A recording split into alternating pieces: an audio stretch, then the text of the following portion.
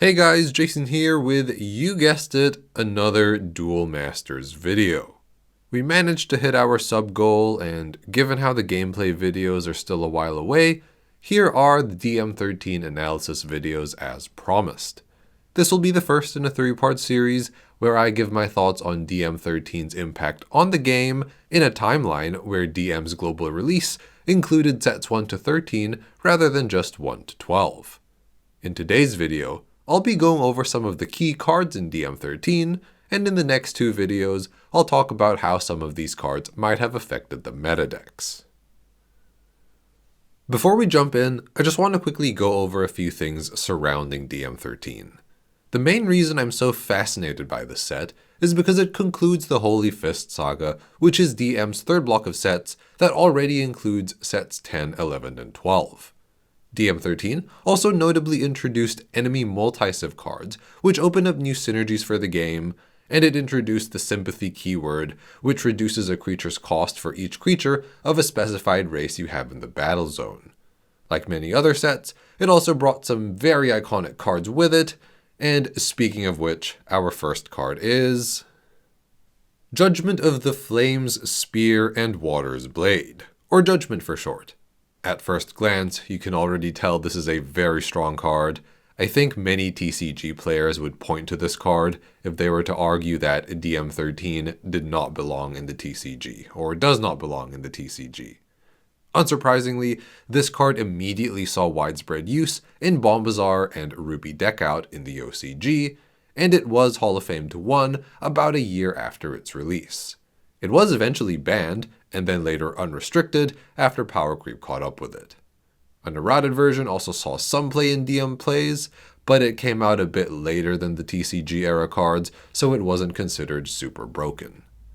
As its track record proves, Judgment is or was a great addition to control and mid-range decks. In the OCG, Bombazar decks could use this card to build crazy advantage as early as turn 4, thanks to any combination of Mushroom, Bronze Arm, and Essence Elf. Ruby Deckout also made good use of this card to nuke the board and build advantage themselves, and while not quite turn 4, they could still get this out on turn 5 thanks to Chargers. In a TCG context, Rub, Rug, and Ruby variants are the decks that immediately come to mind for Judgment, but I think any deck that uses fire and water and has at least a little bit of ramp can put this card to good use. Overall, a very strong card, probably too strong for the TCG, and it is already on our radar for some Gauntlet House rule. While we're on the subject of fire-water, this brings me to my next card, which is Tick Tick, Swift Viral Sword Fighter. When I first saw this card, I actually didn't think very much of it, but the more I thought about it and played with it, the more my opinion changed. I mean, having Speed Attacker and Draw 1 when attacking basically means it replaces itself, and it can snowball pretty bad if it's not dealt with. I feel like you can get a pretty good indication of how iconic or good a card is by counting the number of times it's been reprinted, and Tick Tick has been reprinted a couple of times, so I guess that should have been my first indication. In my defense though, Tick Tick did not see extensive play during its release or in the immediate months following, and I attribute this to the overwhelming presence of Bombazar. But all things considered, I think it'd make for a very strong card in a TCG setting. Much like in the OCG, I think Tick Tick would have been largely overlooked during the Bombazar era of the TCG, but I also believe it would have made a great addition to some aggro decks, especially in a Bombazar-less format, like in the modern TCG today.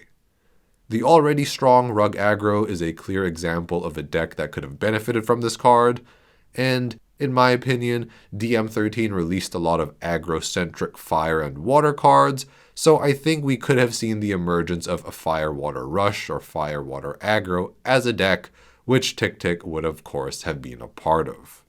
Now, going from a card with lots of reprints to a card with none at all, at least as at the time of recording, the next card I'm going to talk about is Galamuta Matchless Fearlord. Galamuta is an interesting card because it's one of the few cards in the TCG block of sets that is blessed with the ability to dodge shield triggers. Galamuta is currently Hall of Famed, but it was hit about a decade after its original release. Back in the day, Galamuta saw some play in Bombazar Black decks, and I say some play because in the OCG, Galamuta had stiff competition from Curse Totem and Bolmedius. It wasn't as unfair as Curse Totem, and it wasn't as consistent as Bolmedius, but it did have some advantages. Over Curse Totem in particular, Galamuta being Dragon meant that you could retrieve it with Dimension Splitter, which did see play at the time, and being 5,000 power also meant Bombazar wouldn't destroy it, so you could curve it into Bombazar. Galamuta having Sympathy also meant you could play it a little bit earlier than the other two. In the TCG, Galamuta still has to compete with Cryptic Totem and Bolmedius.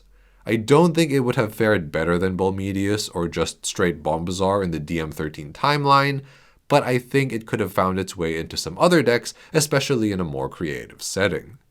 It could have been paired with Mikey's Pliers like in DM Plays, and I think it could have also been put into some Beast Folk-focused decks.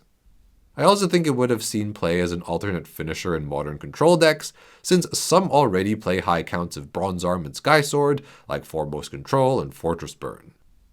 But who wants to talk about control, right? The next card we're going to talk about is for rush decks, and that card is Fanu Bloody Winds Officer. This card and the Outlier, aka Firelight Rush, are a perfect match. Fanu did see play in both the OCG and in DMP, though not particularly extensive, in Firelight Rush. Fanu's claim to fame in the OCG came when a Firelight Rush deck, dubbed Ohinata Haste after the player, came second in a big tournament during Bombazar's heyday. Ohinata Haste, or Ohinata Rush, was notable in being built quite differently to most Rush decks to withstand Bombazar, but that's a topic for a different video. Fanu in a DM-13 timeline would have obviously called the Outlier its home. That's just where it belongs. Fanu does interestingly have a drawback effect, which is triggered by one of your shields being broken, but when the opponent breaks a shield, you can actually think of this as a Fanu replacing itself, and considering rush decks aren't good at drawing cards, this isn't too bad. With this in mind, you might be able to build some really weird deck that plays into this gimmick, like some deck with lots of shield trigger creatures or shield triggers maybe, but I feel like Fanu is ultimately best served in a version of Firelight Rush that runs a higher shield trigger count than normal. So that's all for Fanu, but while we're on the topic of rush decks, that brings me to my next card, which is dun dun dun dun, the champ is here, Pacific Champion. This is one of my personal favorites from the set. This card is very difficult to deal with and is excellent at every point in the game thanks to its low cost and being virtually unblockable. Pacific Champion did see play in the OCG as part of Mono Water Rush during the DM-13 era and months following, especially after Bombazar was Hall of Famed. Pacific Champion was eventually Hall of Famed himself about 2 years after his release, but was later unrestricted. Historically speaking, this card was pretty good, but one key thing to note is that many evolutions are only as good as their support. The OCG did get a Merfolk version of Aquaguard called Fistblader, which is crazy good for Pacific Champion, but Fistblader's release came in a pre-constructed deck, which the TCG did not get, nor do I think it would have gotten had it continued. Like Fanu, I think this card is mostly only for one deck, that being Mono Water Rush. Unfortunately, I think it'll have a much harder time succeeding in the TCG, because there isn't much good Merfolk support. We've got a 2-drop in Time Scout and some useless 3-drops, which aren't ideal, but I guess we'll see. Now, continuing with the trend of cards that fit into existing Gauntlet decks, the next card is Trombo Fractured Doll.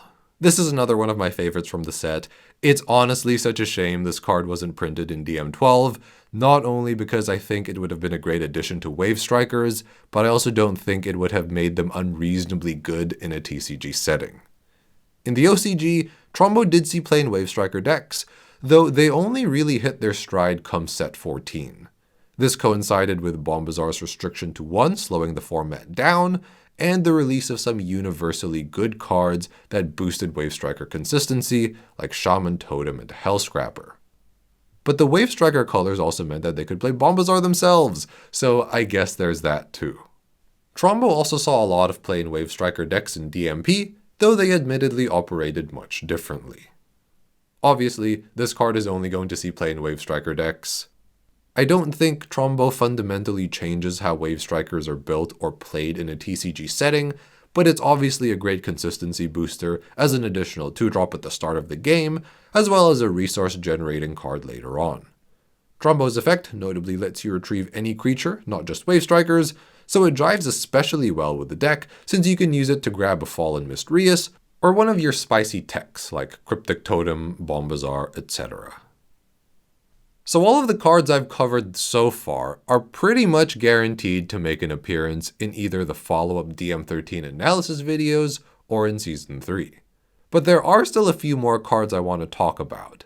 These next few cards are a bit more fringe, and I am not entirely convinced they would have seen play in DM's original run had we gotten a global release of DM-13, but I still think they're worth talking about.